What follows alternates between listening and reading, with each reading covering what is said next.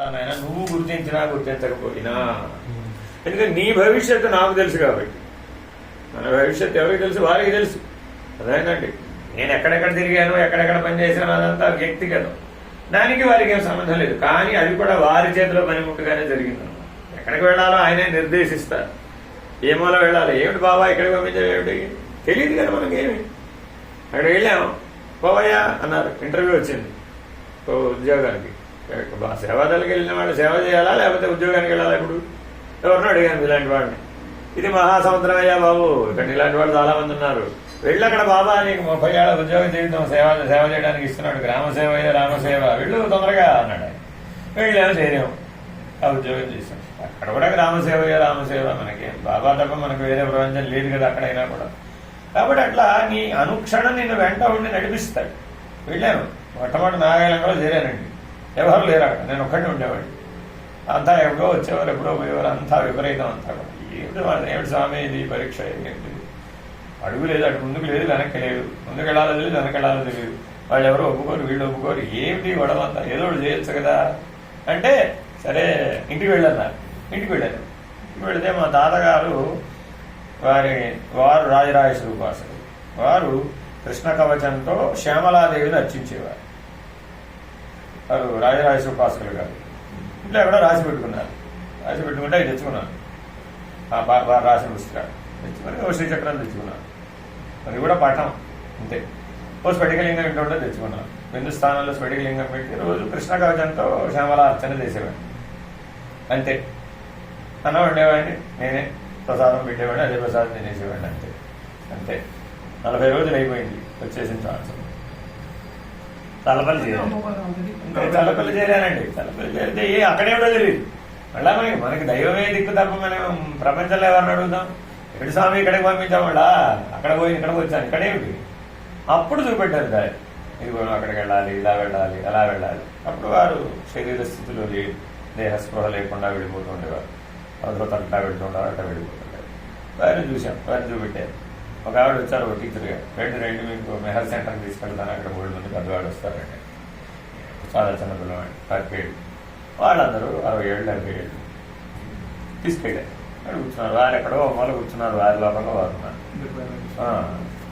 ఎవరండి వారంటే నరసింహారావు గారని వస్తూ పోతుంటారు ఎప్పటి నుంచో, మళ్ళీ ఒక 50 ఏళ్ళ నుంచి ఇక్కడికే వస్తున్నారు.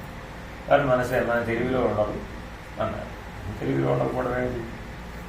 ఎవరైనా ఎంతో కొంత తెలివి ఉంటుంది కదా, వారు అసలు మన తెలుగులోకి రారన్నారు. ఓహో, ఇదేదో తెలుసుకోవాల్సిన ఏదో మనకి వచ్చినామని నేర్చుకున్నామని చిన్నప్పటి నుంచి ఉంటాయి కదా, ఏదో చెప్పేస్తే యోగిరామ్ బలరామకృష్ణయ్య గారిని వారితో పాటు ఉన్న వారు ఒక ఆయన కూర్చున్నారనమాట నా పక్కన. వారు నిరంతర సోహం ధ్యానపరులు, బాబా దగ్గర 9 ఏళ్ళు ఉన్నారు. అలా వారు బాబాను అనుసరించిన వారు అనమాట. వారు నా పక్కనే కూర్చున్నారు.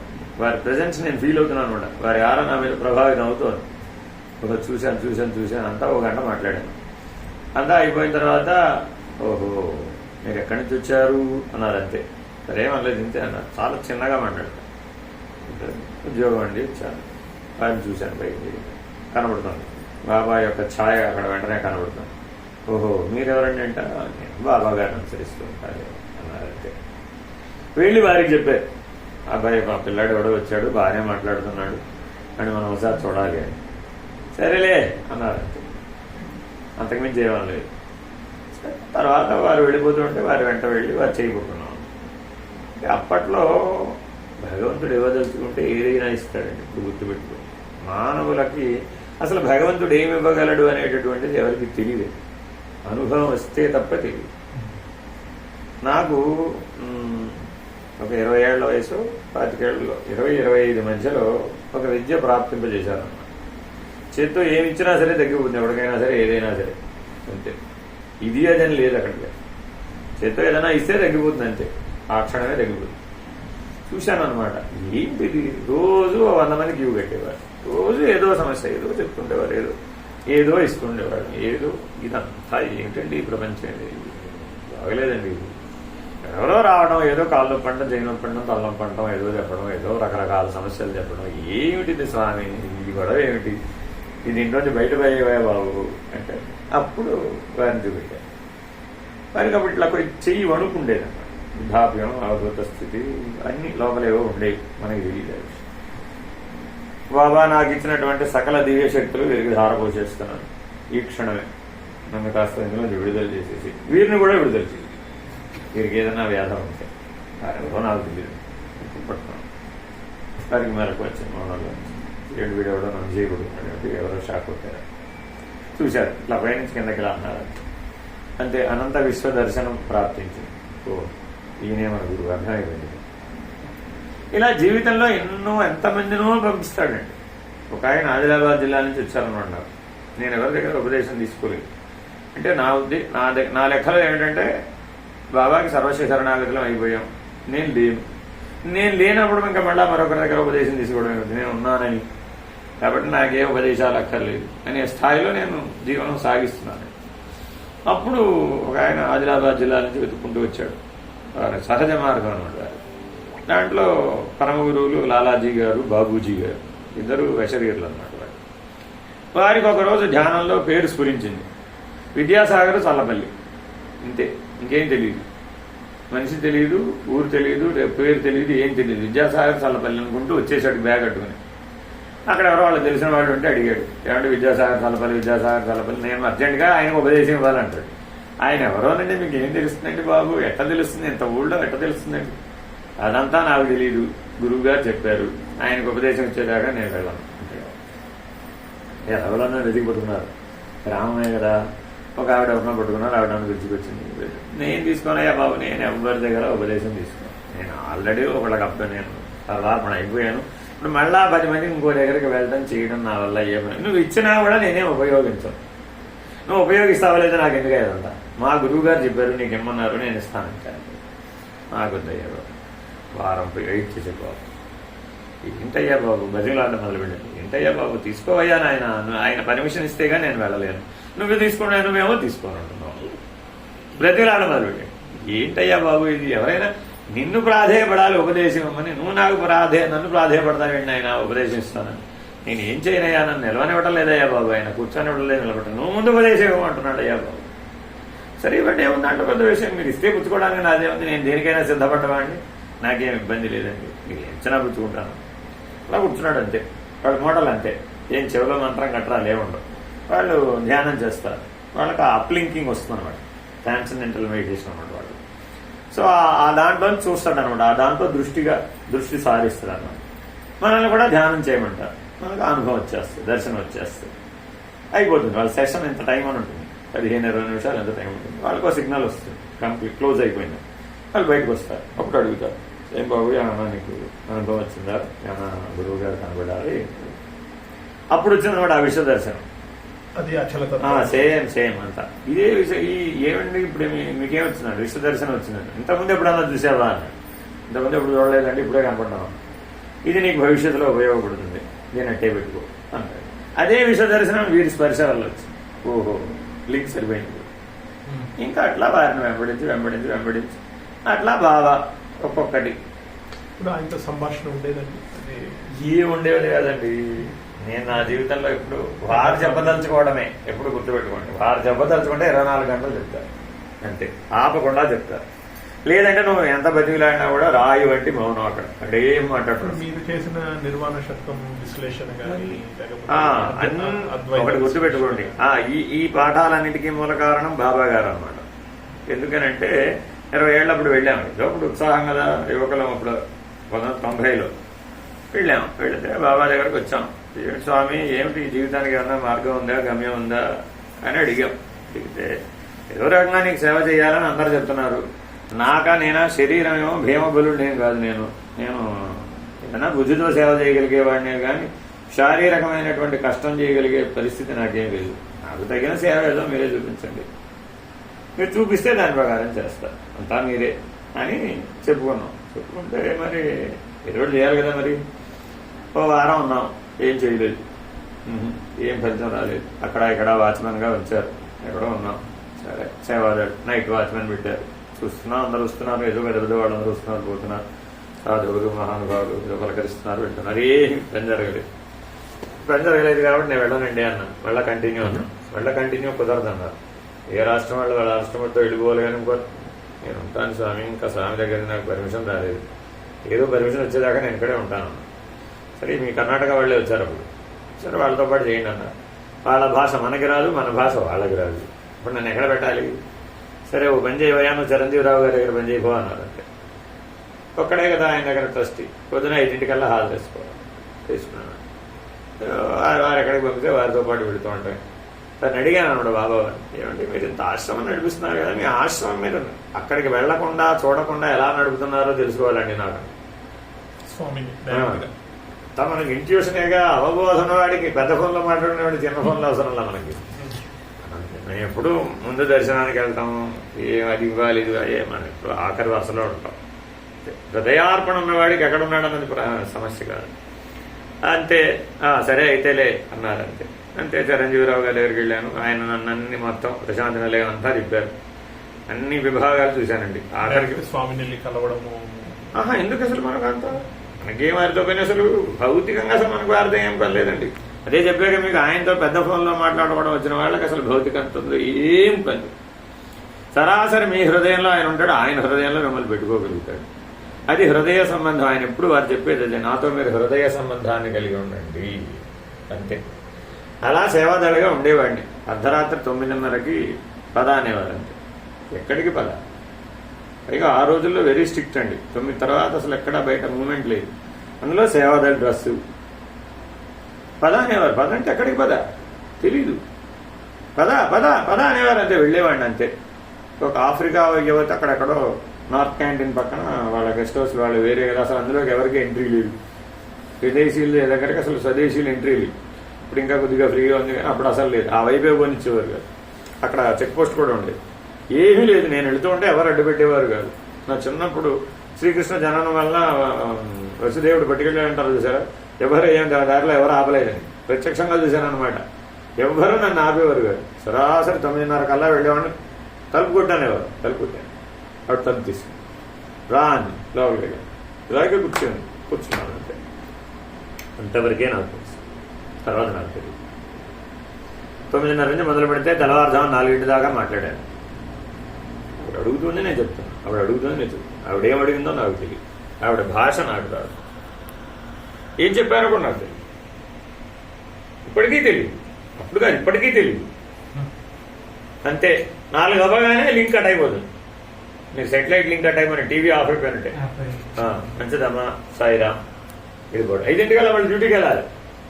గేట్ దాటగానే పద పద చిరంజీవిరావు గారి దగ్గర డ్యూటీ నీకు పద పద అంటే, చిరంజీవిరావు గారి దగ్గర డ్యూటీ అని సేవాదళ్ళు వేసిన వాడి విషయం కూడా ఆయనకి ఎలా తెలుసు?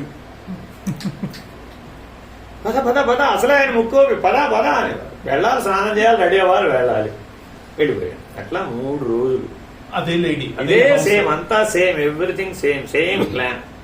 3 days plan was implemented perfectly.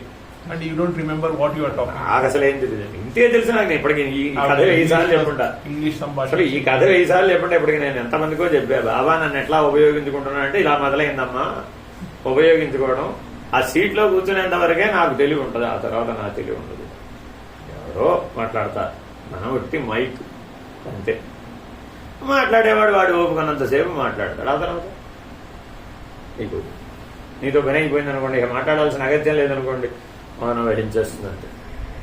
అది ఎవరైనా కావచ్చు. వీరా బారా అనేది అక్కడ లేదు. భార్య, కొడుక, తండ్రి, బయట వాళ్ళ, లోపలి వాళ్ళ ఏం సంబంధం. అది ఎంతసేపు పని చేయాలో అంతసేపే దాని పని. నీ జీవితానికి ఇదే అని ఆవిడ 3వ రోజు బయటకు వచ్చేసేటప్పుడు చెప్పింది. ఆవిడే చెప్పింది, మీ జీవితానికి ఇదే మీ సేవ అని చెప్పి పంపించేసి వచ్చేసాను. అంతే, అయిపోయింది. దాంతో నా సర్వీస్ కూడా అయిపోయింది. మంచి స్వామి సెలవు అన్నా వచ్చేసాను. తర్వాత దాన్ని మీరు వాడడానికి మన దగ్గర ఏం మనకు తెలియదు. అక్కడ జరిగింది ఇంతే. అది మళ్ళా ఎక్కడ మొదలైంది? వీరి దగ్గరకు వచ్చిన తర్వాత పని చేయడం మొదలుపెట్టి అంతే. ఇలా వెళ్ళేవాళ్ళం. రోజు ఇంటికి ఒకరికి తీసుకెళ్ళేవారు. ఎవరో నాకు తెలియదు, ఆయన వారికి తెలుసు. వెళ్ళేవాళ్ళం, వచ్చేవారు, కూర్చునేవారు. వారు అట్లా వీరట్ట కూర్చున్నట్టు కూర్చునేవారు. వారేదో తెచ్చేవారు. వాళ్ళందరూ బాగా పండిపోయిన వాళ్ళు, సత్సంగాలు బాగా 30-40 ఏళ్ళ నుంచి కుస్తీ పెట్టిన వాళ్ళు వీళ్ళంతా ఉంటారన్నమాట. రకరకాలుగులు. వచ్చాడయ్యా చెప్తాడు, ఆయన అడుగు అనేవారు. మనకు చూస్తేనేమో 25 ఏళ్ళు, మనకేమి జీవితానుభవం కూడా లేదు.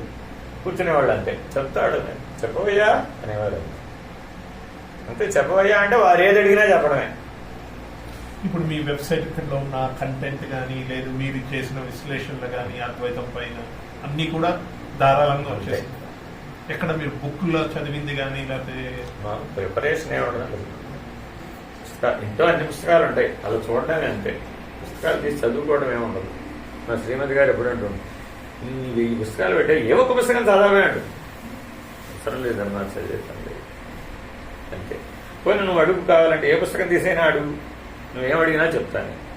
చెప్పేది నేను కాదు, ఈ సత్యం నీకు తెలియాలి. చెప్పేది నేను కాదు. ఎవరో పరమాత్ముడు చెప్తాడు, వీడి ద్వారా చెప్తాడు, వీడి నిమిత్తం. అర్థమైంది. కాబట్టి గురు ప్రసాదమే అంతేనండి. అంతే అంతే. అలా అలవాటు చేసేసారు అనమాట. ఇక కొంతకాలం తర్వాత ఏమైపోయింది, ఇంకా పక్కన ఉంటాం వండంతా పని ఉంది. అసలు ఇక మనకి ఒకసారి సర్వవ్యాపక స్థితి వచ్చేస్తుంది అనుకోండి, మనం కూడా అందులో మెరిజైపోతాం. మెరిజైపోయినాక మీకు వాళ్ళకి భేదం ఉండదు. ఇక సద్గురువుకి సత్శిష్యుడికి భేదం ఉండదండి. ఆ భేద స్థితి వచ్చే వరకే ఇవన్నీ అవసరం. ఒకసారి ఆ భేద స్థితి వచ్చేసింది అనుకోండి, ఇంక నువ్వెక్కడ ఉన్నావు? నది సముద్రంలో వెలిసిపోయింది, నదికి ఉనికి లేదు అక్కడ. ఇట్లా జాగ్రత్తగా తనను తాను తెలుసుకోవాలి, తనను తాను పోగొట్టుకోవాలి. ఇదే మానవ జీవిత రహస్యం. అందుకే సద్గురువులు వచ్చేది కూడా. కాబట్టి వాళ్ళని ఆశ్రయించిన వాళ్ళ మనం అందరం కూడా మిగిలిన పనులన్నీ కాసేపు పక్కకు పెట్టాలి. మన గొడవ ఏమిటంటే, మనమేదో అనుకున్న పనులన్నీ ఆయన చేసి పెట్టాలనే మోడల్లో మనం ఆలోచిస్తుంటాం. ఈశ్వరుడి దగ్గర నేను అనుకున్న పని చేసి పెట్టవయ్యా అంటుంటాం. అది సరైన విధానం. వారి పని చేయడానికి నువ్వు సిద్ధంగా ఉంటే వారు ఏం చేయాలో వారికి తెలుసు, ఎలా జరపాలో వారికి తెలుసు. అంతే తప్ప ఈ నాకెవరో ఒక ఆయన ఉన్నారు, ఏమిటెక్కడో ఏదో కడతారా అనేది. ఆయన వెళ్ళిపోయాడు. అక్కడెక్కడో 7 ఎకరాల భూమి ఉంది, ఎవరో మేము ఉచితంగా ఇస్తాం కట్టండి ఉన్నారు. ఈశ్వరానుగ్రహం అయినా అంత పని నేను చేయను. ఇప్పటికే ఓ దగ్గర నా చేత చేయిస్తున్నారు, అది చాలు. నేను ఇంతకు మించి నేను ఎక్కడా చేయను. ఎందుకంటే చేయడం చాలా సులభం అండి, తర్వాత దాన్ని నిలబెట్టడం చాలా కష్టం. అందుకే నేను ఇందాకని చెప్పేది, మీరు ఉపచారం చేయకపోయినా పర్వాలేదు, కానీ అపచారం జరగకుండా చూసుకోవాల్సిన బాధ్యత. ఎందుకనంటే రాబోయే రోజులన్నీ క్షీణించే రోజులే కానీ ఉత్థానమయ్యే రోజులు కాదు. ఇది మనకి బ్రహ్మాండ పురాణం చదివితే మనకి బాగా అర్థమైపోతుంది. మన కళ్ళ ముందే కనబడిపోతుంది. మన చిన్నప్పుడు ఎలా ఉంది, ఇప్పుడు ఎలా ఉంది. మన చిన్నప్పుడు పెద్దలంటే గౌరవం ఎలా ఉంది, ఇప్పుడు పెద్దలంటే గౌరవం ఎలా ఉంది. ఇప్పుడు అంత భిన్నమైనటువంటి మనస్తత్వం ఉన్నటువంటి జీవులే పుడుతున్నారు. పుట్టేటప్పుడే వాడు అలా ఆ తెలివితేటలతో పుడుతున్నాడు. తల్లిదండ్రుల తప్పు కూడా కాదు అది. నిజానికి మనం ఏదో తల్లిదండ్రులను అంటూ ఉంటాం, కానీ మీరు నేర్పలేదని నేను బాగా చిన్నపిల్లలను కూడా గమనిస్తూ ఉంటాను. నా దగ్గరకు అందరు వస్తారు కాబట్టి గమనిస్తూ ఉంటా. పాపం వాడు వినకపోతే వీళ్ళు ఏం చేస్తారు, ప్రయత్నం చేస్తారు, అంతేగాని కొట్టలేరు తిట్టలేరు కదా. సో కాబట్టి ఏదైనా కానీ వారి ప్రణాళికను మనం అమలుపరచడానికి నిజ జీవితాన్ని సర్వస్వ శరణాగతితో గడపడం ఉత్తమమైన మార్గం. ఇది సులభమైన మార్గం. మీ పనులంటారా, వాళ్ళు తలుచుకుంటే రెప్పపాటు చాలు. మీ జీవితం మొత్తం గురించి ఆయన ఒకసారి అట్లా అనుకుంటే చాలు. వాళ్ళు పెద్దగా ఆలోచించక్కర్లేదండి. అంటే నాకు జ్ఞానం ఇవ్వడానికి ఏం పెద్ద విశేషం ఏం జరగలేదండి. అలా క్యాంటీన్ దగ్గర నిలబడి ఉన్నాను అంతే. అలా వెళుతున్నారు బాబా, కారులో వెళుతున్నారు, అది కూడా ఆ టర్నింగ్ కదా అక్కడ కరెక్ట్గా ఇక్కడ నిలబడి ఉన్నారు. పైనుంచి కిందకు అలా చూశారు, అంతే. ఎందుకని అంటానంటే బాబా ఎన్నిసార్లు చెప్తారు, నా దర్శన స్పర్శన సంభాషణములు యొక్క విలువ మీరు తెలుసుకోవాలి. అది మీరు అనుభూతమైతే కానీ తెలియదు అనమాట. అప్పటి వరకు నాకేం రావు అసలు. నన్ను గట్టిగా మాట్లాడితే తిరిగి అడిగితే నేను సమాధానం చెప్పలేని దశలో ఉండేవాడిని. అసలు నా లోపల ఏమీ స్ఫురించేది కాదు. అలా చూశారు అంతే, ఫినిష్డ్. మీరు ఏది అడిగినా చెప్తాను. ఇక ఒక్క చూపుతో ఎలా మార్చగలిగారు? శంకర భగవత్పాదులు అట్లా మార్చారండి, తోటకాచార్యులు. మిగిలిన వాళ్ళందరూ గేలు చేస్తూ ఉంటారు అన్నమాట, ఏం రాదు. అలా పైనుంచి కిందకి చూశాడు అంతే, పండితుడైపోయాడు. ఆయన రాసిన తోటకాష్టకమే శంకర భగవత్పాదులకి ఆరాధనకి వాడేటటువంటి. మరి అలా సద్గురువులు తలుచుకుంటే మిమ్మల్ని మార్చడానికి రెప్పపాటే సరిపోతుంది. కానీ మీరు సర్వశరణాగతులే ఉంటారు. Very very important. నువ్వు ఏ కొంచెం వడ్లమనంత గింజంత మిగిలి ఉన్నా నేనని అది పనిచేయదు. మా ఇంటికి బాల శివరాం గారిని ఒక ఆయన వచ్చేవారు. నేను సెకండ్ హ్యాండ్లో 10 ఏళ్ళు పనిచేశాను. రోజు పొద్దున్నే వచ్చి, ఆ రోజుల్లో ముగ్గుబోయినలో ఉద్యోగం కదా, సరే ఆయన పొద్దున్నే వచ్చి 6 తలుపు కొట్టి, లేవంటే మనం లలితా సహస్రనామం చేద్దామండి. అప్పట్లో ఏమైనా చిన్నపిల్లలు అంటే 20 ఏళ్ళు. సరే వచ్చేవారు, శ్రీమతి గారు నేను కూర్చునేవాడు, లలితా సహస్రనామం చేసేవాడు. చేస్తూ ఉంటే అంటే వెనక నుంచి తాతల తండ్రుల ఆశీర్వచనాలు చిన్నప్పటి నుంచి ఉన్నాయి కాబట్టి అమ్మ కనబడేది.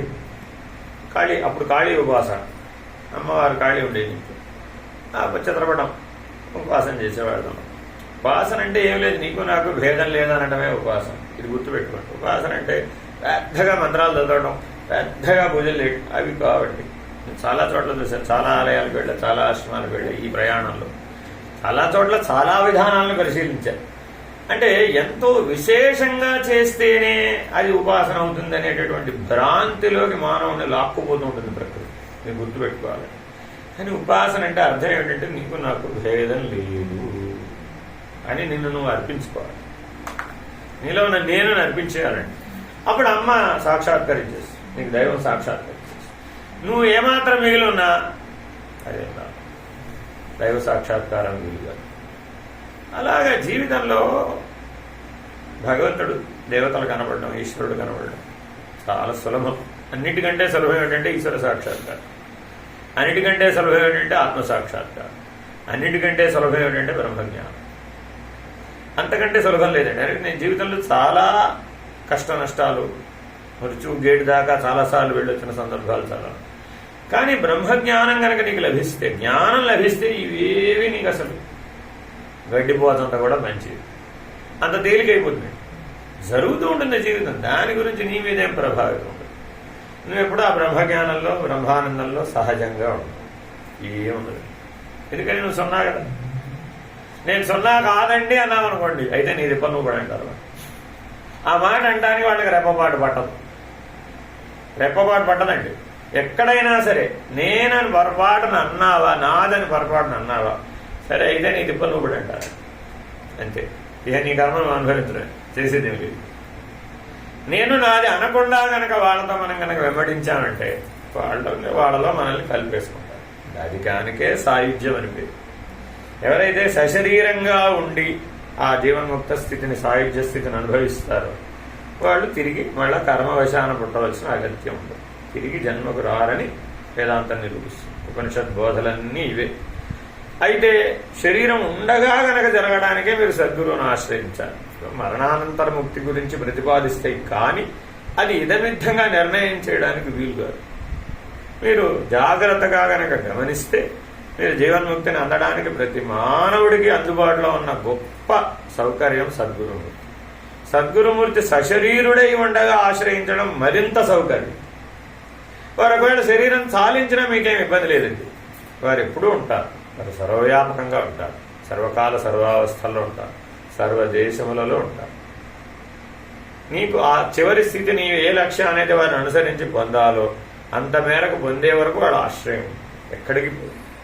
ఎప్పుడైతే నీకు వాళ్ళకి భేదం లేదనే స్థితిలో నువ్వు కలిసిపోతావో ఇంకప్పుడు నీ ప్రణాళిక మారిపోయింది, నీ జీవితం మారిపోయింది. ఉదాహరణ చెప్తా. మా గురువు గారు శరీరం విడిచి బ్రహ్మాండైక్యం చెందారు. అప్పటికి నన్నేమి దీని మీద గురుపీఠం మీద కూర్చోబెట్టి నువ్వు గురువు అని ఎక్కడ ఎవరికేం చెప్పలేదని. కానీ అప్పటికి 30 ఏళ్ళ నుంచి పాఠం చెబుతూనే ఉన్నాం. ఏదో అడుగుతుంటారు, ఎవరు అడిగినా ఏదో పాఠం చెబుతుంటాం, ఏదో వేదాంత పుస్తకాలు తెచ్చుకుని ఉంటారు, అడుగుతూ ఉంటారు, చెబుతూ ఉంటాం. జరిగిపోయేది అట్లా 30 ఏళ్ళ నుంచి జరిగిపోతుంది. కానీ ఎప్పుడూ ప్రకటించలేదు. మరి ఇప్పుడు ఏం చేయాలి? ఉన్న పెద్దవారేమో వెళ్ళిపోయారు, అందరూ గురువు ఎవరు, గురువు గురువు గురువు.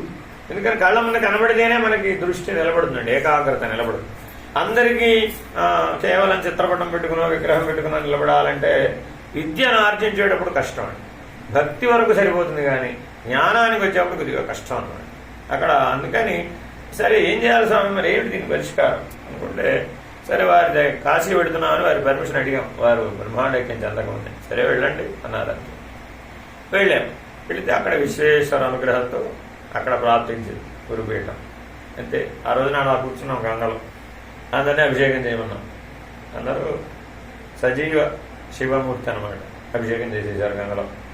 అలా 1 గంటన్నర కదలకుండా కూర్చున్నాం. అందరూ అభిషేకం పూర్తి అయిపోయి ఇంకా లేవండి అంటున్నారు. తెలుగు వచ్చినప్పుడు లేచాం, వెళ్ళాం విశ్వేశ్వర దర్శనానికి. విశ్వేశ్వర సాక్షాత్కారం పూర్తి అయిపోయింది. అప్పటి నుంచి ఈ ఆశీర్వచనాలు, ఈ వ్యవహారం వచ్చిపోయింది. ఏమిటి స్వామి మళ్ళీ ఇది పెట్టేదేమిటయ్యా అంటుంటాను అనమాట. ఏ రోజు కాదు, మళ్ళీ ఈ గొడవ పెట్టేదేమిటయ్యా, మళ్ళీ ఇందులో ఇది కూడా మళ్ళీ పెద్ద సమస్యనండి. అందుకని వారు ఏమంటారంటే నువ్వేం పిలుచుకోనన్నావుగా, అంట. నేను మిగుల్చుకోనున్నావుగా, ఇచ్చేయి. ఇవ్వడానికేగా గురుపీఠం దేనికుంది? ఇవ్వడానికి. అంతేగా, నీ దగ్గర ఏం మిగుల్చుకోకుండా ఇవ్వడానికి వచ్చిన వాడే గురుపీఠం మీద కూర్చుంటాడు. ఎప్పుడు గుర్తుపెట్టుకోండి, నాదన్నవాడే గురుపీఠం చల్లదు. నీదంటూ ఏది మిగుల్చుకోకూడదు, నువ్వు కూడా మిగలకూడదు. అప్పుడు నువ్వు గురుపీఠానికి సరిపోతావు. అందుకని సర్వం సద్గురు చరణారవిందార్పణమస్తు.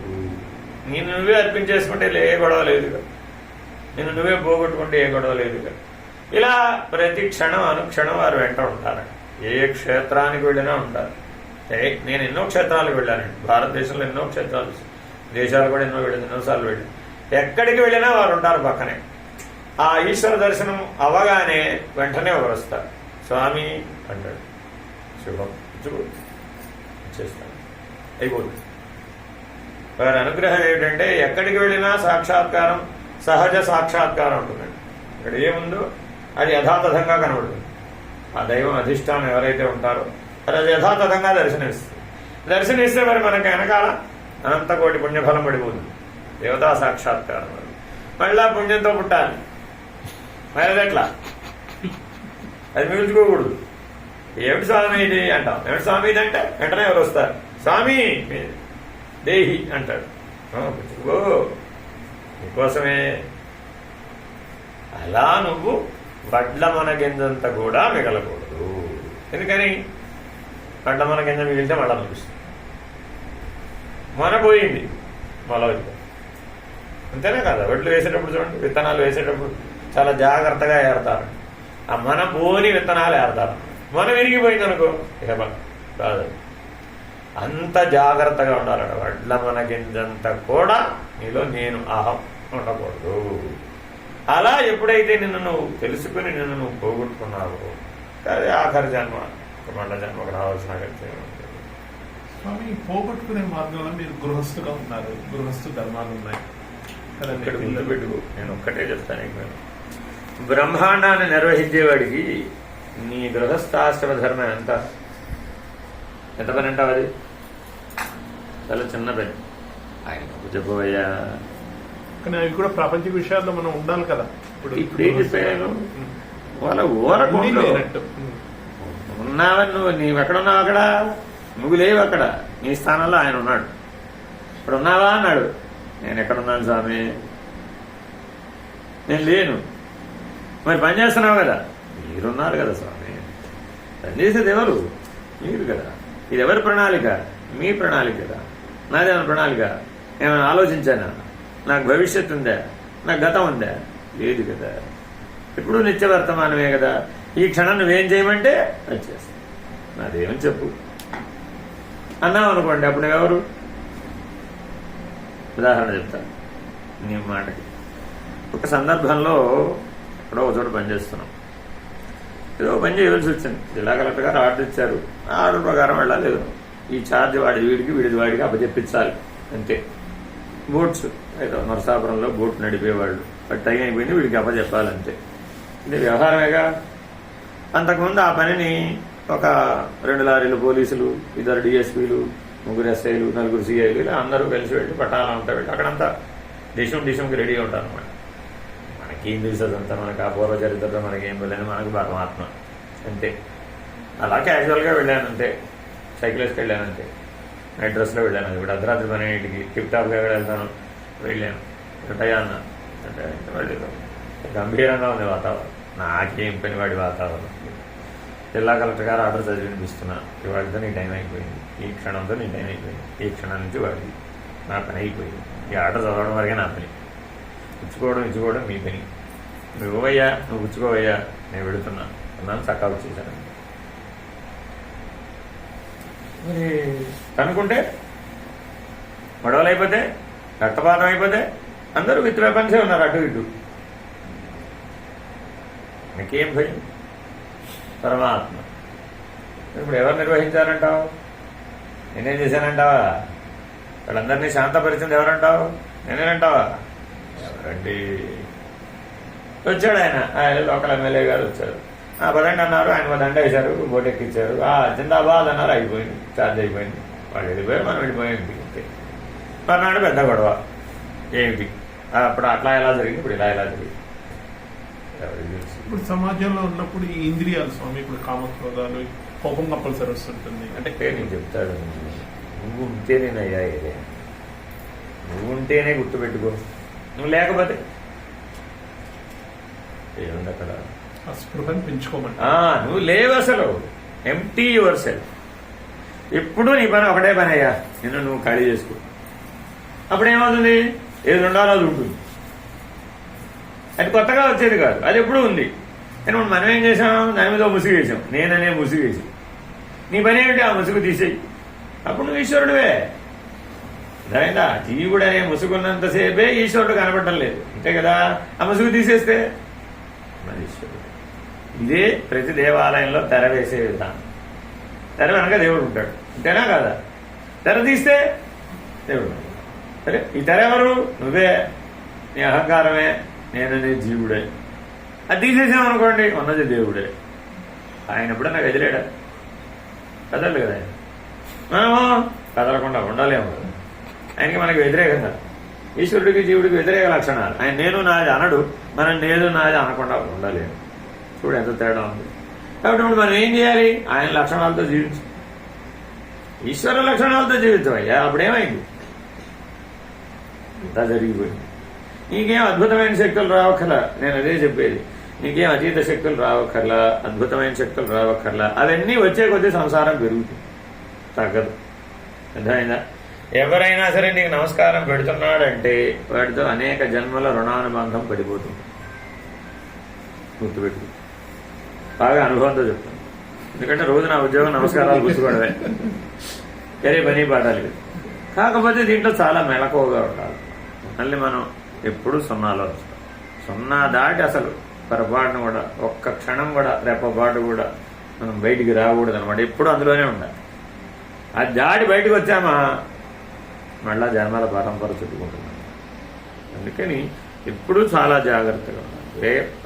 పారమార్థిక మార్గంలో ఎప్పుడూ జాగ్రత్తగా ఉండాలి. అందుకని బాబాయ్ ఏమంటారంటే, నిత్యం కొలిమిలో కాలడానికి సంసిద్ధమైతే రా నా దగ్గర. ఒప్పుకుంటాం మనం. పొద్దు నుంచి రాత్రి దాకా పగలు రాత్రి భేదం లేకుండా నిజంగా కొలిమిలో కాలిపోవాలి అంతే. అలా కాలిపోవడానికి సిద్ధమైన వాడు అయితే నువ్వు నా దగ్గరికి రా, అప్పుడు తీసుకుంటాను నేను, అప్పుడు నా పనిముట్టుగా ఒప్పుకుంటాను. మనం ఏమంటున్నాం, కొద్దిగా కష్టం వస్తే వదలేనండి, నా చేత కాదండి, ఎట్లా మరి. కాబట్టి భగవంతుడి దగ్గర ఎలా ఉండాలయా అంటే అట్లా నిత్యం కొలిమిలో కాలిపోయేటటువంటి వాడిగా ఉండాలి. ఎంతటి వాడిగా ఉండాలి? అలా ఉంటే ఏమిటవుతుందంటే నీకు జ్ఞానాగ్ని లభిస్తుంది. అలా ఉండకపోతే లభించదు. ఆ జ్ఞానాగ్నిలో దగ్ధం అయిపోతాయి అన్నీ కూడా, లేకపోతే దగ్ధం కావు. నీ నిద్ర నీది కాదు, నీ భోజనం నీది కాదు, నీ శారీరక వ్యవహారాలు కూడా నీవి కావు. గుర్తుపెట్టుకో. అలా ఉంటేనే వాళ్ళతో నీ జీవితం జరుగుతుంది. అబ్బో ఎలాగండి అంటే అయిపోయినట్టే. నిన్ను గాలి పీల్చుకొని కూడా గాలి పీల్చుకోండి, నీ శ్వాస కూడా నా అధీనంలోనే జరగాలంటారు. నా ఇష్టం వచ్చినప్పుడు గాలి సమస్య లేదు. నువ్వు నా ఇష్ట ప్రకారం గాలి పీలుస్తానంటే ఒప్పుకుంటానంటే ఒప్పుకుంటావు. అలా ఒప్పుకునేవాడే తనను తాను ఖాళీ చేసుకోగలడు. నిర్భయానంద స్వామి వారి దగ్గర విశ్వాసం అంటే ఏమిటి అన్నారు. మాట్లాడేవాళ్ళు కాదు అసలు. ఇప్పుడు విశ్వాసం అంటే ఏమిటి ఏదో చెప్తాం మనం. ఇదే ప్రశ్న మేము వేసుకోండి, విశ్వాసం అంటే ఏమిటి, విశ్వాసం అంటే ఏంటి ఏదో చెప్తాం. మన పుస్తకాలు చదువుకున్నాం, ఏదో మన వాళ్ళ ఏదో చెప్తాం. ఏదో ఇష్టం ఏదో అదంతా కాదు. నా అనుజ్ఞ లేకుండా నువ్వు శ్వాస తీసుకోకుండా ఉండటమే విశ్వాసం. విశ్వాసం నా దగ్గర కూర్చున్నావయ్యా, నా అనుజ్ఞ లేకుండా నువ్వు గాలి పెంచకూడదు అంతే. అప్పుడు నీకు నా ఎడల విశ్వాసం ఉన్నట్టు అంతే, ఫినిష్డ్. అది ఆయన ప్రత్యక్షంగా పరిశీలించేవారు. కూర్చోమనేవారు అంతే. నువ్వు గాలి తీసుకుని విడిచిపెట్టేది ఆయన తెలుస్తుంది. ఆయన అలా ఉండగలరు, మనం ఉండగలరు. తెలిసిపోతుంది ఆయనకి. తెలుస్తుంది మీరు పక్కన కూర్చున్న వ్యక్తి గాలి తీసుకున్నాడో లేదో. మీరు తీసుకునే వాడైతేనే తెలుస్తుంది. మీరు కూడా తీసుకుని ఆయన తీసుకుని విడిచిపెట్టేవాడైతే మీరు గుర్తించలేరు. మీ పక్కనే మనిషి ఉన్నా ఆయన గాలి తీసుకుని విడిచిపెడుతున్నాడు అన్న సంగతి మీరు గుర్తించలేరు. అంత సూక్ష్మమైనటువంటి జ్ఞానం ఉంటుంది. నువ్వు గాలి తీసుకుని విడిచిపెట్టేది కూడా ఆయనకు అర్థమైపోతుంది. నేను ఇలా పైకి కిందకి చూస్తానంటే అర్థం ఏంటి? నేను అనుమతి ఇవ్వలేదు, నువ్వు ఎలా కల్పించావు అని అర్థం అనమాట. నువ్వు మార్చుకోవాలి. చెప్పరేమి పై నుంచి కింద చూస్తారు అంటే అర్థం ఏంటి? ట్రైనింగ్ ఎలా ఇస్తాడు సద్గురుమూర్తి, వెరీ వెరీ ఇంపార్టెంట్. శిక్షణ ఎలా ఇస్తారు, ఎలా తయారు చేస్తారు, వెరీ వెరీ ఇంపార్టెంట్. అర్థమైందండి. గురువు గారి దగ్గర మాకు ఏం చేశారంటే ఒక అడుగు బల్ల ఇచ్చారు. అడుగు వెడల్పే ఉంటుంది బల్ల, దాని మీద పడుకోమన్నారు అంతే. ఒకసారి పిలుస్తారు గాఢ నిద్రలను, ఎప్పుడైనా తెల్లవారే లోపల ఒకసారి పిలుస్తారు, లేవాలి అంతే. రెండోసారి పిలవాలి. లేచిన తర్వాత లేవలేదు అనుకోండి మరణం చెప్తారు. రాత్రి పిలిచాను లేవలేదు, సువర్ణ అవకాశం పోయింది. మళ్ళీ ఎప్పుడు పిలుస్తారో తెలియదు. వాళ్ళ వెంట ఉండటమే అంతే. వెయిట్ చేస్తూ వాళ్ళని అనుసరిస్తూ జీవిస్తూ ఉండటమే. ఎప్పుడో పిలుస్తారు, వాళ్ళకి ఆ స్మరణ వచ్చినప్పుడు పిలుస్తారు. లేచా అయిపోతుంది నీ పని అంతే. ఆ రాత్రి నీతో అలా చూస్తారంటే ఆ స్థితిలో ఉండి ఆ శక్తి నీకు వచ్చేస్తుంది, ఆ జ్ఞానం వచ్చేస్తుంది, అన్నీ వచ్చేస్తుంది. అలా చూస్తే చాలంతే, అయిపోతుంది. అలా బాబా దృష్టిలో పడడానికి కొన్ని లక్షల మంది ప్రశాంతి నిలయంలో ఎప్పటికప్పుడు బాబా చుట్టూ తిరిగిన వాళ్ళు ఎంతోమంది ఉన్నారు. కానీ ఎంతమంది ఆత్మజ్ఞానం పొందారు, ఎంతమంది బ్రహ్మజ్ఞానం పొందారు. ఎంతసేపు బాబా విభూతి ఇవ్వలేదు, బాబా అది ఇవ్వలేదు, బాబా ఇది ఇవ్వలేదు, బాబా నా కుటుంబంలో చేయలేదు, బాబా నాకు ఇచ్చేయలేదు, బాబా నా ఆరోగ్యం లేదు. ఎన్నిసార్లు అడుగుతావు, ఎన్ని జన్మలుగా అడుగుతావు అంటాడు. అన్ని జన్మల్లో ఇదే అడుగుతున్నావు, గత జన్మలు అడగలేదా? ఇదే గోలేగా. ఎంతసేపు నా భార్య, నా పిల్లలు, నా ఆరోగ్యం, మా అమ్మాయి పెళ్లి, మా అల్లుడికి వేసా. ఎంతకాలం అడుగుతావండి ఈ గోల? ఎన్ని జన్మలుగైనా ఇదే గోలే కదా. ఏం నేర్చుకున్నావు అంటాడు. అంతేనా సద్గురు ఇవ్వగలిగేది, భగవంతుడు ఇవ్వగలిగేది?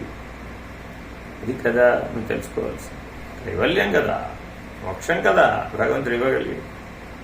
అది కదా ఆయన దగ్గర మనం తెలుసుకోవాల్సింది, పొందవలసింది. సద్గురు అంటే అర్థం ఏంటి? సదసద్ వివేకం. ఇది సత్ లేదా సత్. ఆ వివేకం వచ్చేసింది అనుకో, అప్పుడు నువ్వు సత్తుని ఆశ్రయిస్తావు కానీ అసత్తుని ఆశ్రయించవు. ఇట్లా ఎప్పుడు చాలా జాగ్రత్తగా ఉండాలి.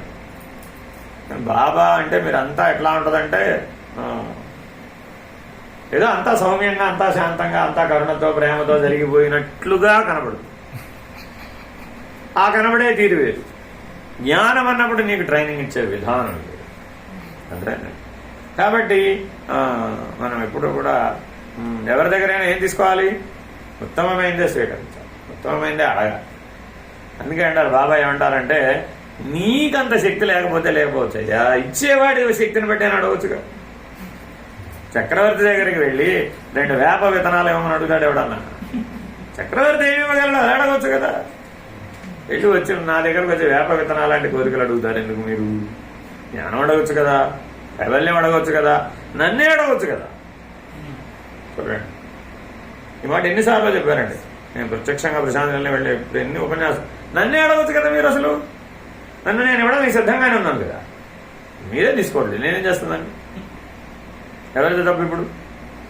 అదే అలా ఎప్పుడు కూడా ఇంట వెంట కంట జంట అనేది మీకు అనుభవం వచ్చినప్పుడు తెలుస్తుంది. అందరూ మాట కంటారండి. మీరు ఈ మాట చాలా మంది అంటారండి. అంత బాబా ఇప్పుడు ఇంటా వెంట కంట జంట ఉంటానండి. ఏమిటి ఇంటా వెంట కంట జంట? తెలియదు. అనుభవం వస్తే కానీ తెలియదు. అది జీవితానుభవంలోనే తెలుస్తుంది. అందుకే జ్ఞానం అనేది ఎప్పుడు జీవితానుభవంలో వస్తుంది తప్ప పుస్తకాల్లోంచి లభించదు. కానీ పుస్తకాలు సహాయకారులు, తెలియజెప్తాయి. కనీసం అడ్రస్ అన్నా చెప్తుంది, ఎక్కడికి వెళ్ళాలో తెలుస్తుంది. అంతే కదా, ఎవరి దగ్గరికి వెళ్ళాలో ఎక్కడికి వెళ్ళాలో తెలుస్తుంది. అది కూడా తెలియకపోతే ఎక్కడికి పోతాం? తప్పుదామని పోతావు కదా. అంతేనా? ఇట్లా జాగ్రత్తగా నిన్ను తీర్చిదిద్దుతారు. ఒక విగ్రహాన్ని ఎట్లా అయితే మనం ఎంతో కష్టపడి ఒక శిలలోంచి ఒక శిల్పాన్ని ఎట్లా తీసుకొస్తాడు, అంత జాగ్రత్తగా తీర్చిదిద్దుతారు. అలా నిన్ను దైవ ప్రణాళికలో వినియోగిస్తారు.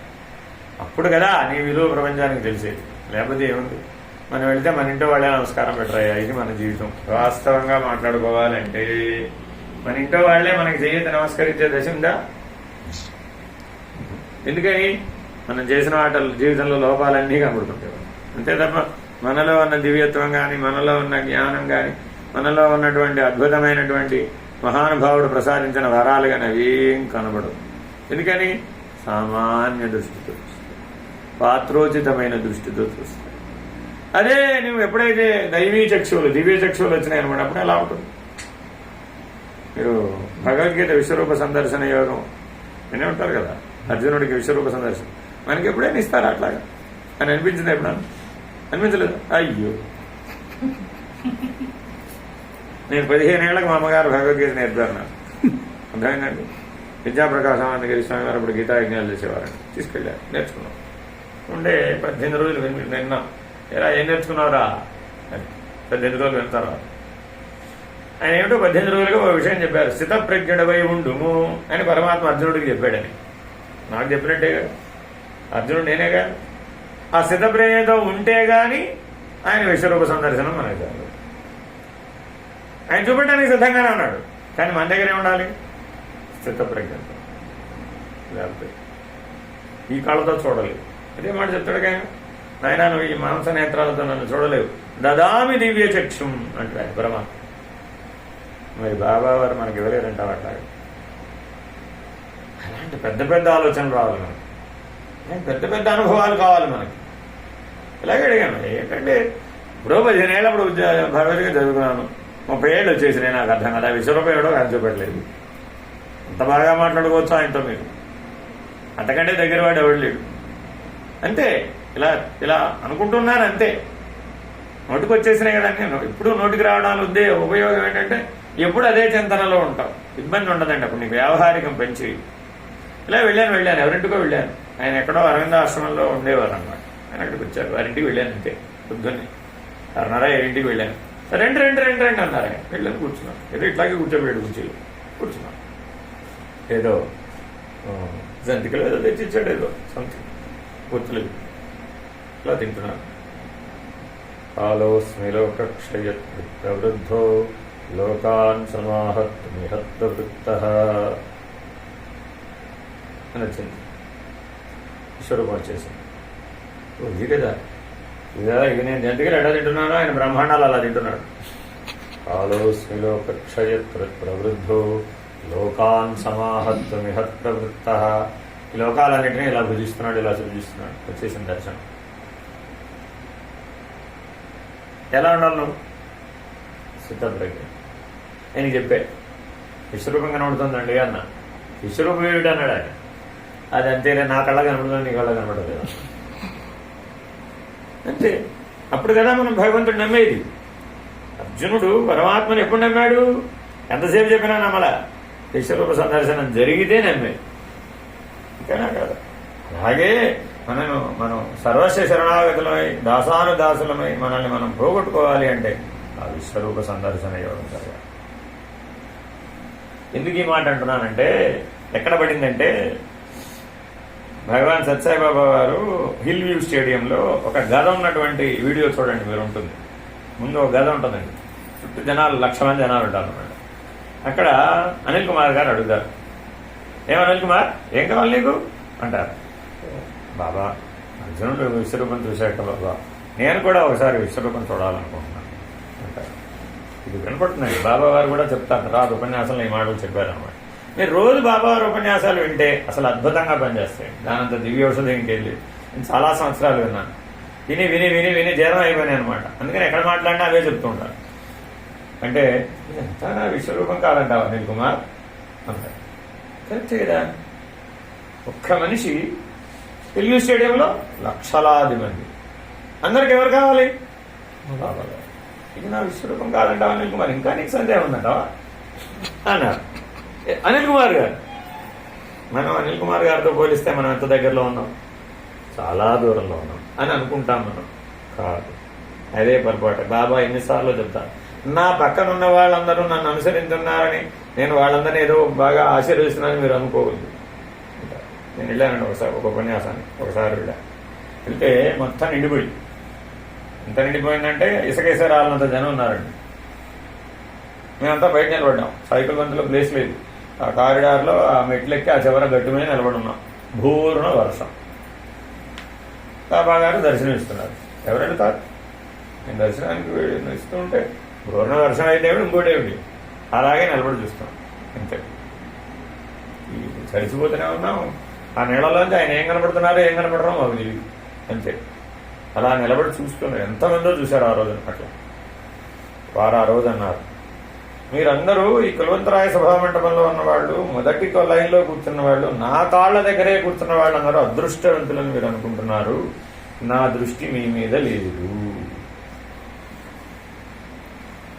అంటారు ఒక్కసారి స్టన్ అయిపోయారంతే. ఎందుకంటే ఆ ప్లేసుల కోసం అసలు ఇంత కాదు, ఎంత పోటీ పడతారో, వాళ్ళకున్న సాయి శక్తులన్నీ వాడతారండి. అసలు కరుణానిధికి అసలు ఆయన క్లియర్ గా చెప్పారండి ఆ రోజు. నా దృష్టి వీళ్ళ మీద ఉండదు. అది అక్కడ ఉన్నారే, జోరున వానలో తడిసిపోతూ నన్ను చూడాలనుకుంటున్నారే, వాళ్ళని నేను చూస్తున్నా. వాళ్ళు నన్ను చూడడం కాదు, వాళ్ళని నేను చూస్తున్నా. మీరెప్పుడు నేను మిమ్మల్ని చూడాలనుకోవాలి, కానీ మీరు నన్ను చూడాలనుకుంటే ఏం ప్రయోజనం లేదు. మీరు చూడడం ఏముంది, మీరు మానసమైన నేత్రాలతో చూస్తారు. మీరు ఎంతసేపు చూసినా ఏం ప్రయోజనం, దానివల్ల ఏం ప్రయోజనం. నేను చూస్తే ఒకసారి చూస్తే చాలు, మీ జీవితం సరిపోతుంది. ఏది సరైన విధానం అంటావు? ఇప్పుడు అర్జునుడికి జీవితం అంతా ఉన్నాడు కదా, ఎప్పుడు పడితే అప్పుడు ఇచ్చాడు. విశ్వరూప సందర్శన ఇవ్వలేదు, ఆ సందర్భం వచ్చినప్పుడు ఇచ్చాడు. అలాగే సద్గురుమూర్తి నీ జీవితంలో అడుగున, ప్రతి శ్వాసలోనూ, ప్రతి క్షణం నీలోనే ఉంటాడు. నువ్వు ఏం చేయాలి అంటే ఆయన హృదయంలో స్థానం సంపాదించడానికి నువ్వు జీవించాలి. నీ జీవితం దేనికోసం ప్రశ్నేసుకోవాలి. నేను అందరిని ఇదే మాట అడుగుతుంటా, ఎవరైనా పాఠం చెప్పమంటే, నాయన దేనికోసం పుట్టావు? ఈ ప్రశ్న వేసుకున్నావా ఎప్పుడన్నా? దేనికోసం పుట్టావు? లేదుగా, నీకు అప్పుడు తెలీదుగా.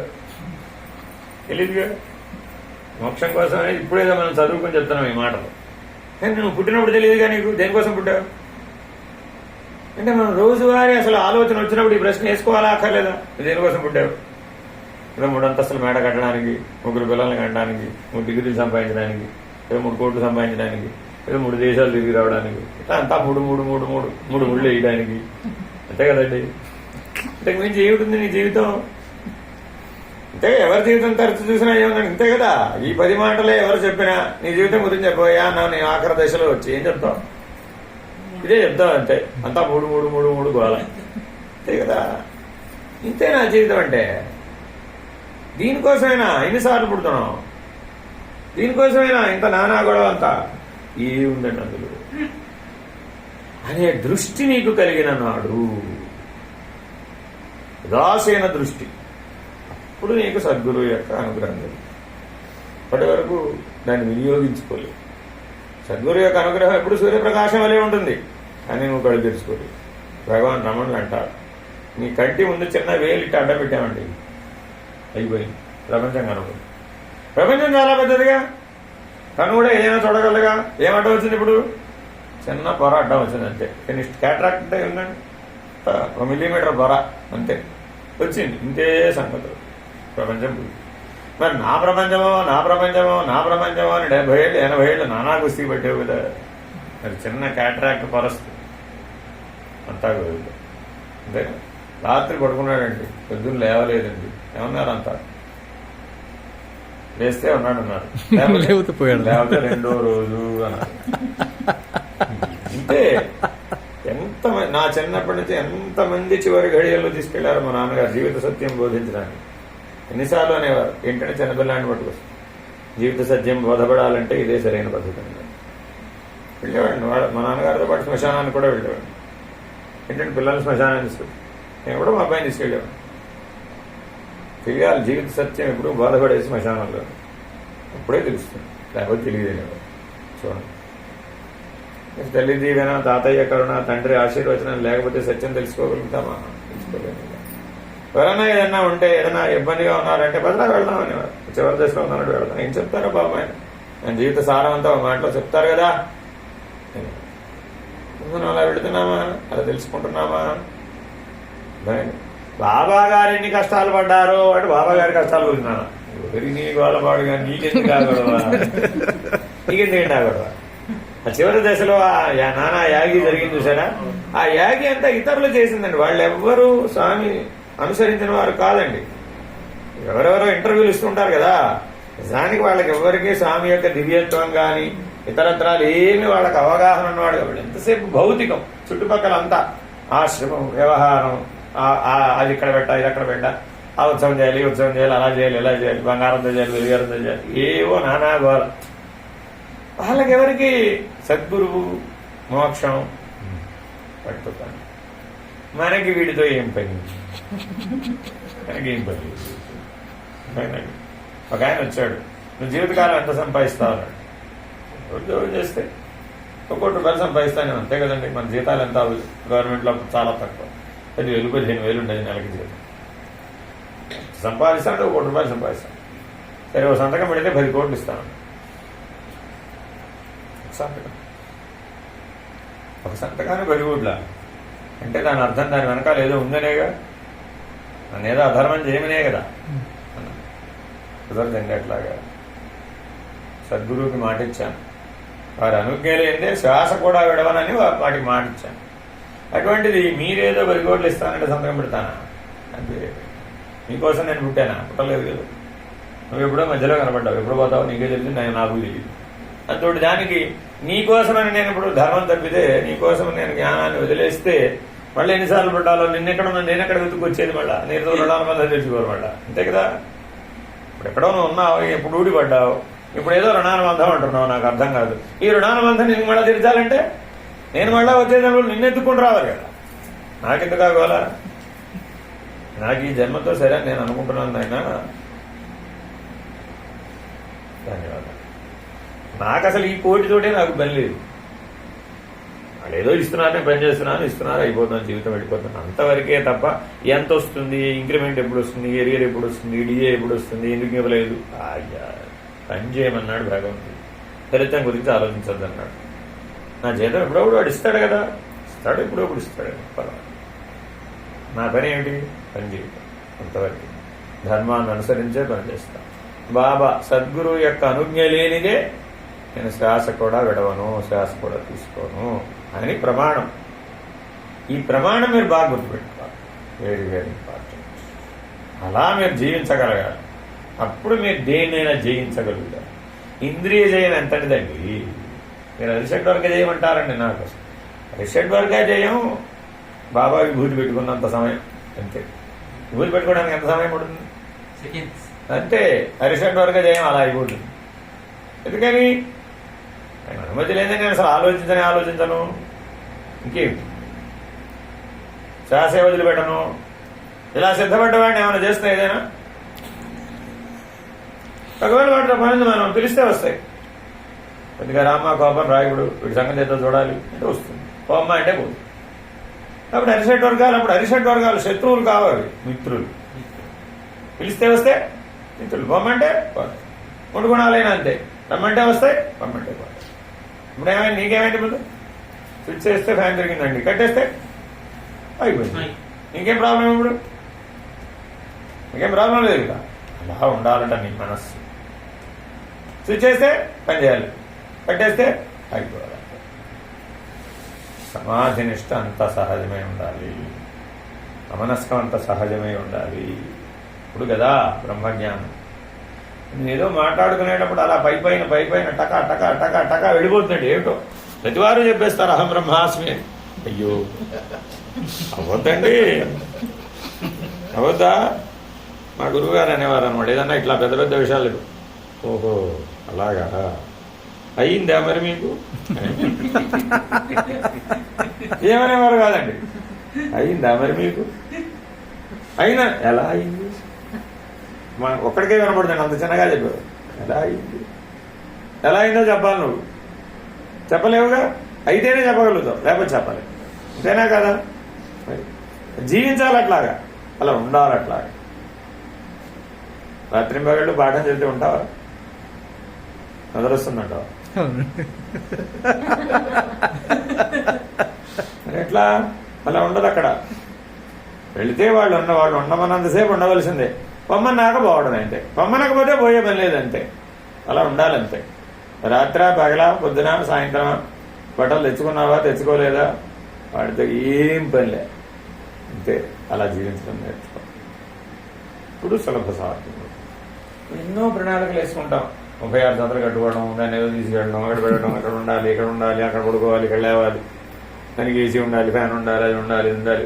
ఏమిటో ఆలోచిస్తాం, ఏముండదు. అలా జీవించిన వాడే తరిస్తాడు.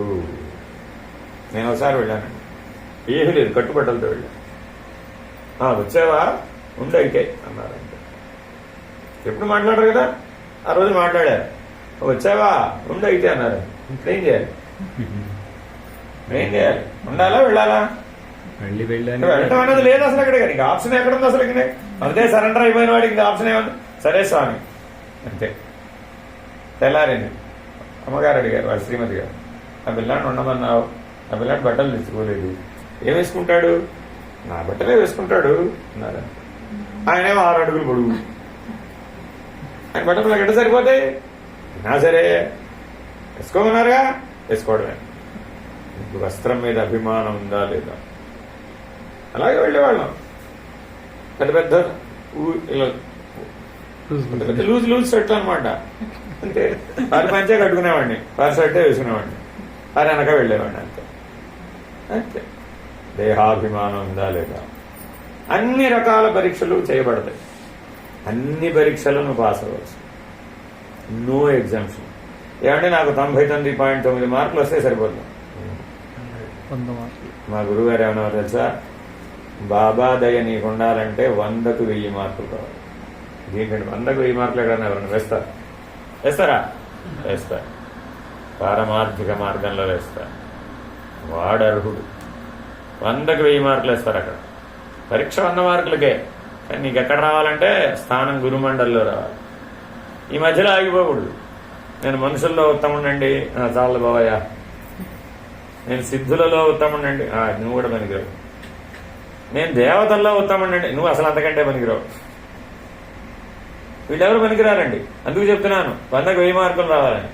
గురుమండలి నీకు పనిచేయాలి అంటే 100కు 1000 మార్కులు రావాలి. ఎప్పుడూ పరీక్ష పెట్టబడుతుంది, పరీక్షించబడుతూ ఉంటుందన్నమాట. బాబా గారి దగ్గర మీకు తెలుసు, వెంకటేశ్వరరావు గారిని ఒక ఆయన ఉండేవారండి. ఆయన పేరు విశ్వాత్మ. తర్వాత కాలంలో ఇక్కడే పుట్టి పెరిగారు, బాబా దగ్గరే ఉండేవారు. ఆయన వాళ్ళ తల్లిదండ్రులు ఇక్కడే కాలం చేశారు, ఇక్కడే పుట్టారు, ఇక్కడే పెరిగాడు, ఇక్కడే సన్యాసం అంతా అలా జీవించారు ఆయన. బాబా గారి దగ్గరికి వెళ్ళి, సరే నేను దేశాటనం చేసి వస్తానంటే సరే పర్మిషన్ ఇచ్చారు, వెళ్తాను. మా దగ్గరికి వచ్చారు. వచ్చి వారి సంత మార్గం అనమాట వారి. అంటే అక్కడ గంగోత్రి అవతల ఒక 40 కిలోమీటర్లు ఇంకా అవతలకి వెళ్ళాలి. అంటే మానవులకు పర్మిషన్ లేదు, అంటే నడిచి వెళ్ళడానికి కుదరదు, గాలిలో తేలుతూ వెళ్ళాలన్నమాట. అది వాళ్ళకి మాత్రమే సాధ్యం, అలా వెళ్ళే వాళ్ళకి మాత్రమే. ఆకాశ గమన విద్య ఉన్న వాళ్ళకి మాత్రమే ఆ ప్రయాణం. దుర్గమం అనమాట, దారి లేదు. గంగోత్రి వరకు అందరూ వెళతారు, ఇంకా ఆ పైకి ఎవరూ లేదండి. గోముఖ అని తర్వాత ఏవో చెప్పుకుంటారు. సరే ఆయన అలా వెళ్ళాడు. ఎవరో ఒక ఆయన వచ్చి వారిని తీసుకెళ్ళాడు. బాబా గారు పని జరిగింది. మరి వెనకాల ఎవరంటే సద్గురువు గారు కదా, మరి వెళ్ళాడు, అక్కడికి చేరాడు. ఆ గుహలో ఇప్పటికీ మొఘలాయులు బాబర్ కాలం నాటి సాధువులు ఉన్నారు, సశరీరులై. అశరీరులు కాదండి, సశరీరులు. ఎప్పుడు వాడు? బాబర్ కాలం నాటి వాడు. సో వాడు చెప్పారు, వెరీ గుడ్, వచ్చావా నాయనా, నీకోసం ఎదురు చూస్తున్నావు అన్నాడు ఆయనతో. నేను వస్తున్నాను, మీకు ఎవరు చెప్పారండి? బాబా గారు చెప్పారు అని చెప్పారు. సరే వెరీ గుడ్. సరే ఆయన మా గురించి ఆయన అడిగారు. మధ్యలో మీరు ఎవరి దగ్గరికి వెళ్ళారు చెప్తాం, మామూలుగా మాట్లాడతారు కదా. మీరు ఎవరి దగ్గరికి వెళ్ళారు? మేము చాలాపల్లి వెళ్ళామండి, అక్కడెక్కడో నరసింహారావు గారట, విద్యాసాగర్ గారట, ఆయన దగ్గరికి వెళ్ళాము. అలాగా అని మేము ఎలా మాట్లాడతాం, మేము ఎలా ఉంటాం, మేము ఏం చెప్తాం, వాళ్ళు చెప్పి వినిపించారు, వాళ్ళు చెప్పి చూపించారనమాట. అక్కడున్న వాళ్ళకి ఇక్కడెక్కడో ఇన్ని వేల కిలోమీటర్ల దూరంలో ఉన్న మన గురించి ఎలా తెలిసింది? సాధ్యమంటారా అసాధ్యమంటారా? గురుమండలి. అందుకు 100కు 1000 మార్కులు రావాలి.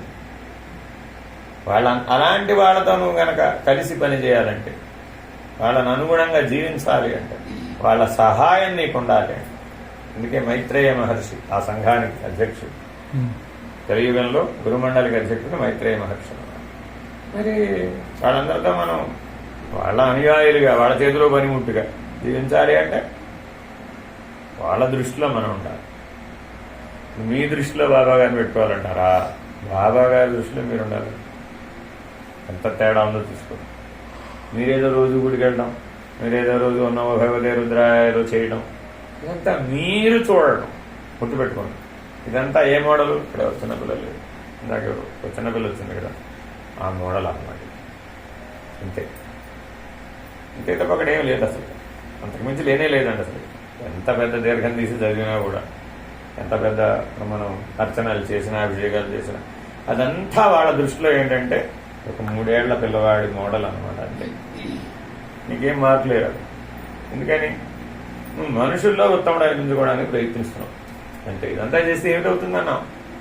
మనుషులలో ఉత్తముడు అనిపించుకోవడానికి ప్రయత్నిస్తున్నావు. కానీ నీకు ఎక్కడ రావాలి? మనుషులు దాటాలి, సిద్ధులు దాటాలి, దేవతలు దాటాలి, గురువుల దగ్గర చేరాలి. నీ టార్గెట్ అది. ముక్తి మోక్షం రావాలంటే గురువు తలుచుకోవాలి. ఇందాక ఆయన అన్నారు, ఏం చెప్పారు? గురువు తలుచుకుంటే ఏదైనా చేస్తాడు. ఎప్పుడు నువ్వు గురుమండలి దాకా వాళ్ళ దృష్టిలో ఉంటే. కాబట్టి మనం అందరం బాగా గుర్తుపెట్టుకోవాల్సిన సత్సంగం అంటే నేను ఏదైనా ఇలాగే చెప్తుంటానండి. గుర్తి జీవితం మీద మామూలుగా చెప్తుంటాను. పెద్ద పెద్ద ఉపన్యాసాలు నేనేం పెద్దలేదు, ఉపనిషత్తులు వగేరా అలా ఏం చెప్పేవాళ్ళు చాలా మంది. మన నిజ జీవితంలో మనం సవ్యంగా ఉండాలంటే ఇప్పుడు ఇది గుర్తుపెట్టుకో. జీవితాన్ని దాటి ఇంకోటి ఏదో అక్కడ ఏం లేదు. ఏం చేసినా నువ్వు జనన మరణాల మధ్యలోనే, అంతేనా కాదు? అంతేనా? అలా జాగ్రత్తగా నువ్వు ప్రతి క్షణం, ప్రతి శ్వాస, ప్రతి ఆలోచన ఈ పరిధిలోనే ఉండాలి. ఇది ఏ పరిస్థితిలోనూ ఉల్లంఘించకూడదు అని మనం సర్వార్పణతో జీవించాలి. సర్వస్వ శరణాగతితో జీవించాలి.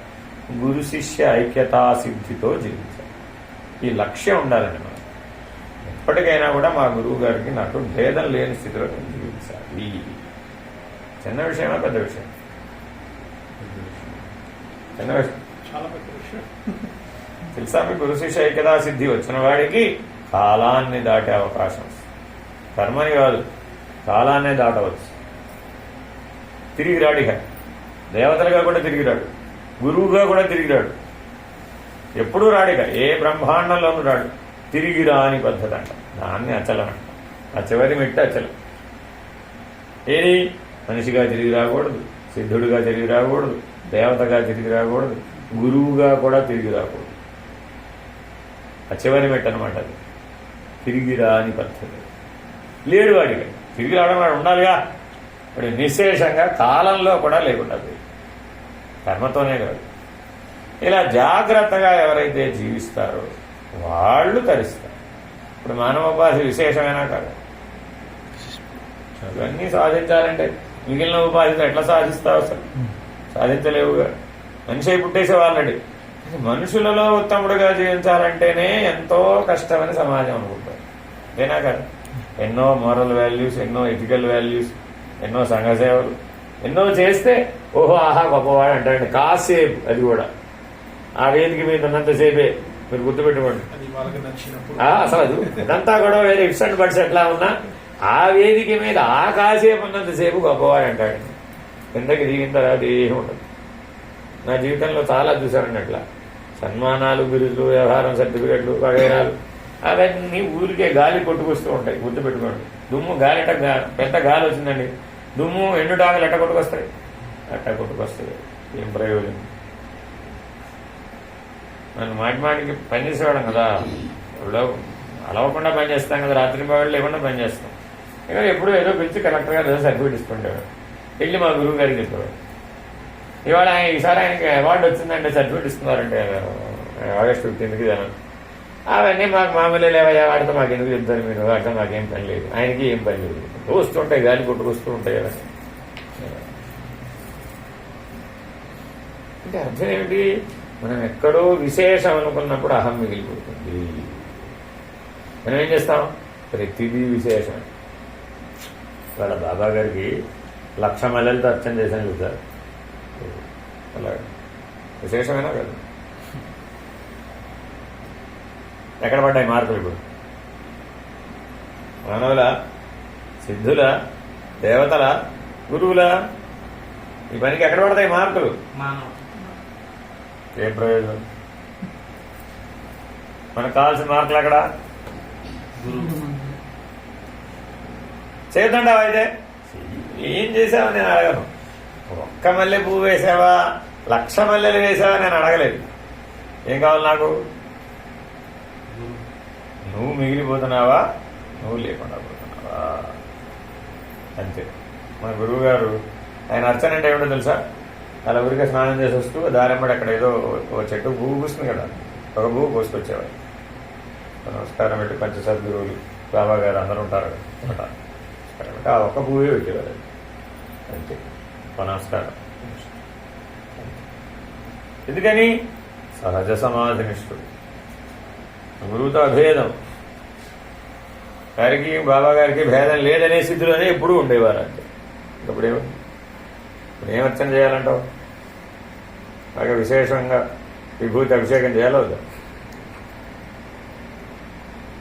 ఇట్లా ఉంటాయన్నమాట మన ఆలోచనలు, ఆచరణలు, స్థితి, భేదం, జ్ఞానం. ఇలా మనం ఎప్పుడూ కూడా ఎదగాలండి. బాగా గుర్తుపెట్టుకోండి. నిరంతరాయంగా సద్గురువుతో సహజీవనం చాలా ఇంపార్టెంట్. ఇది లోపల చేసే పనే కానీ బయట చేసే పని కాదు. ఎంతసేపు మన కుటుంబం, మన ఇళ్ళు, మన పిల్లలు, మన వ్యవహారాలు, మన బ్యాంక్ బ్యాలెన్స్లు, ఏదో అడుగట్టడం ఇటుకట్టడం, వాడు లోన్ కట్టాను, వీడి ప్రీమియం కట్టాను, వాడి ఇన్సూరెన్స్ వచ్చిందా లేదా, ఏ నానా గోల. ఎంతసేపు ఈ గోలనా? ఇది ఏముండదు దానివల్ల. కొంత మోక్షమా? బంధమే తప్ప.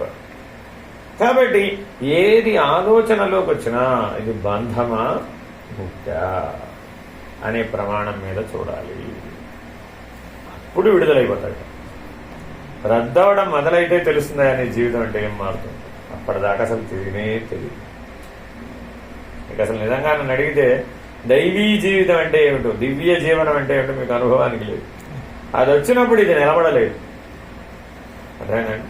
బాబా గారు ఏమంటారంటే, నేను కల్పవృక్షమయ్యా, నువ్వేది అడిగితే అది ఇస్తాను అన్నారా లేదు? ఎన్నిసార్లు అంటారు. నేను కల్పవృక్షం, నీదే లోపం అడగకపోవడం, నేనేం చేస్తా దానికి?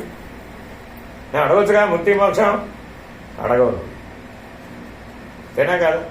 అదే అడుగు, అదే ఇస్తాను. ఎంత సులభ ప్రసన్నుడు అండి. ఎందుకు అడగలేదు? చాలా మందికి షిరిడి సాయి కఠినుడు అనేటటువంటి ఆలోచన ఉంటుంది.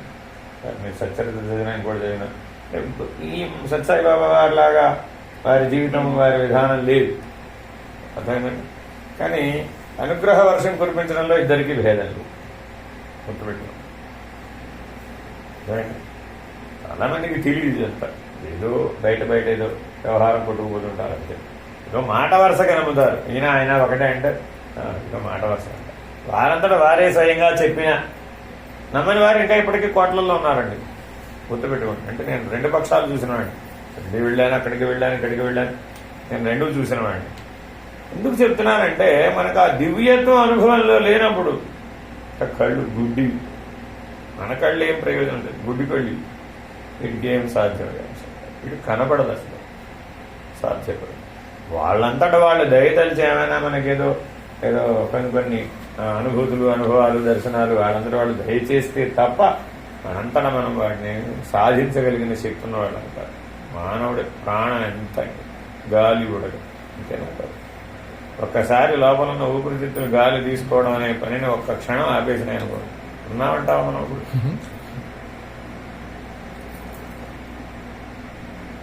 ఇంతోటి దానికి మానవుడు మాత్రం ప్రతిదానికి ఏమంటాడు? ఇంత పెద్ద పని చేశాను తెలుసాను, నీవా చేసింది, చేయించబడుతోంది, జరుపబడుతోంది. సృష్టి జరిగింది, జరుపబడుతోంది. సృష్టిలో భాగం కాదు ఇదంతా. సృష్టి కంటే భిన్నంగా వచ్చారు. మరి వారు సృష్టికి అవతలి వాళ్ళు, పరమ పురుషుడు, పురుషోత్తముడు, క్షరాక్షరులు కాదు. చాలా జాగ్రత్తగా తెలుసుకోవాలి. అందుకని వేదాంత విద్యను బాగా కూలంకషంగా అధ్యయనం. అందుకనేసి భగవద్గీత ఇంట్లో భగవద్గీత పెట్టుకుంటారు కానీ పొరపాటు కూడా చదవరు. చదివితే ఎక్కడ మారవలసి వస్తుందో అని, అంతకుమించి వేరే లేదు. చదివితే మారాలి కదా మరి. కాబట్టి ఎవరు మారడానికి ఇష్టపడరు. ఎన్నిసార్లు అంటారు బాబా, ప్రతి నెలా రమ్మంటే ప్రశాంతి నిలయం వస్తాడు కానీ మారమంటే మాత్రం ప్రతి నెలా తిరుమల వెళ్ళి గుండు కొడుచుకోమంటే గుండు కొడుచుకుంటాడు. ఏం ప్రయోజనం మారకపోతే? అంతేనా కదా. ఇలా మన జీవితం ఎప్పుడూ కూడా దివ్య జీవనంగా ఉండాలండి. బాగా గుర్తుపెట్టుకోండి. కేవలం ఉపాధిగతమైన మానవ జీవితం వలన ఈ కొద్దిగా వేప విత్తనాలు సంపాదించుకుని, వేప చెట్లు పెంచుకుని, వేప పళ్ళు తిని ఆనందంగా ఉన్నానని భావించడం అంతే తప్ప నిజమైన బ్రహ్మానందం మీకు అనుభవానికి వచ్చిన రోజున మాత్రమే అర్థమవుతుంది. దాని గురించి ఎంత ఉపన్యసించినా ఉపన్యాసం వృధా. ఎప్పుడు ఇది గుర్తుపెట్టుకోండి, అర్థమైందా? కాబట్టి మనం తప్పక మెలకువ కళ నిద్ర అనేటటువంటి భేదం గుర్తెరగనటువంటి స్థితిలో సద్గురువును ఆశ్రయించాలి. అప్పుడే ఇది సాధ్యమవుతుంది. మనకి మెలకువ కళ నిద్ర అనే విభజన తెలియబడుతూ ఉన్నంత వరకు మనం సద్గురువుని ఆశ్రయించలేము. ఇది బాగా గుర్తుపెట్టుకోండి.